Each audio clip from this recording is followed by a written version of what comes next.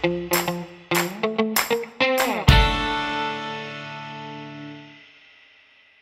everyone, back here from Responsive Muse. So Adobe has announced that the feature improvement released on March 26th will be the last one. So in this video, what I want to do is actually explain a little bit what does this mean.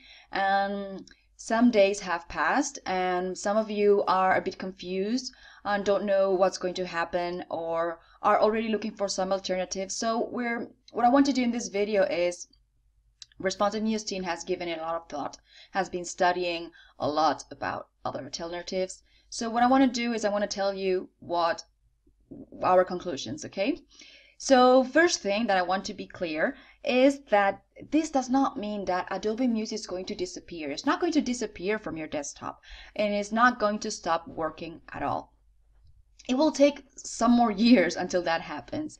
We'll reach to that. So first thing is there are some steps, there's some dates that Adobe is going to follow. First thing is that in May 2018, you're not going to be, it's not going to be available anymore in the Creative Cloud, but it is going to be available from the website. You can download Adobe Muse from the website.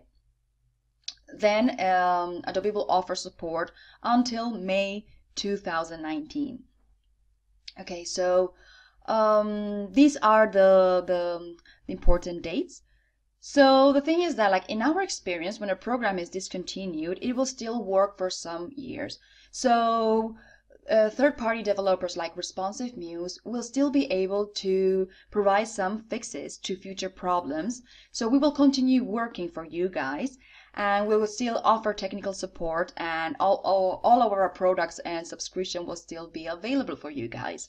So our recommendation is that you might as well try something free before you decide it's your alternative, your replacement to Muse. So there's some facts here that we think are important that you should think about. So the only drag and drop web development solution that can replace Muse, its functionalities, and without monthly fees is WordPress.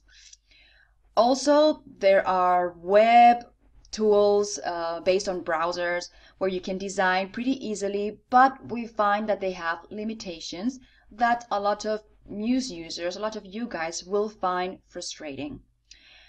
Also, there's another handicap that browser design apps will usually force you to use hosting services or pay additional fees for extra requirements, like e-commerce or CMS. So that means that you might need to charge this extra money to your client. So I don't think this is a good idea.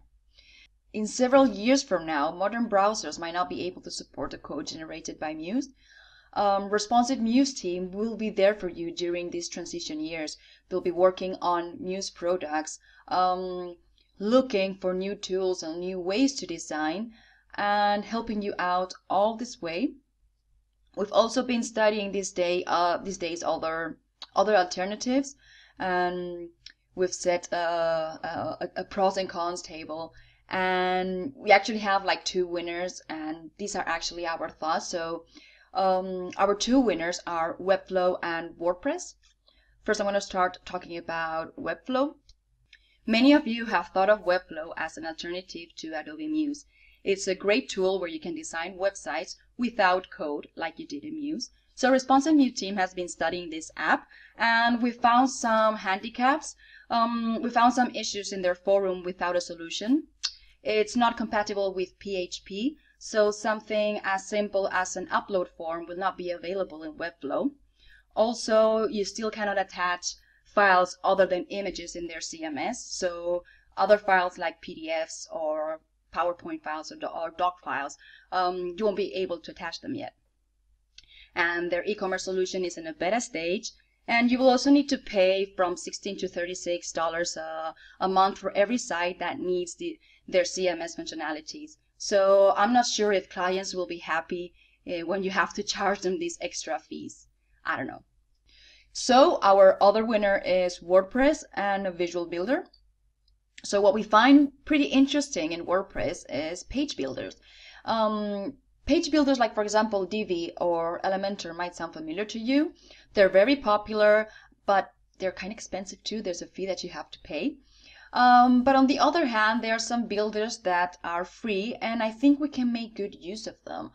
This is what I was talking about in the beginning. You can try free alternatives before deciding which one is your decision, your last something that's going to substitute completely Muse. So for this reason, we are launching a free course where you will learn how to build your website in WordPress with a 100% free visual builder. We take Adobe's announcement as an opportunity for us to show you new tool and new skills. And again, do not worry, we will be with you all along the way.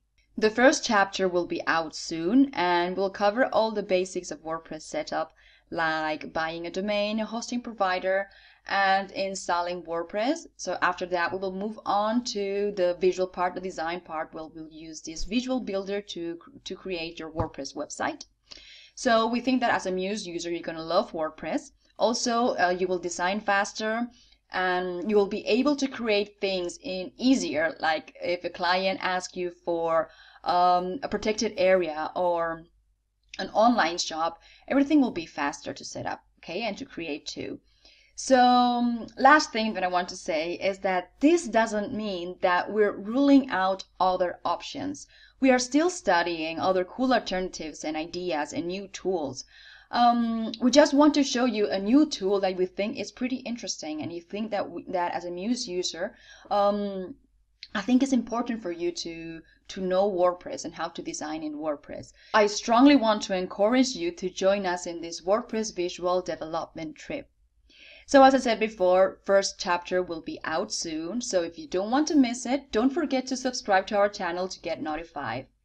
Thank you guys for watching, and don't forget to subscribe.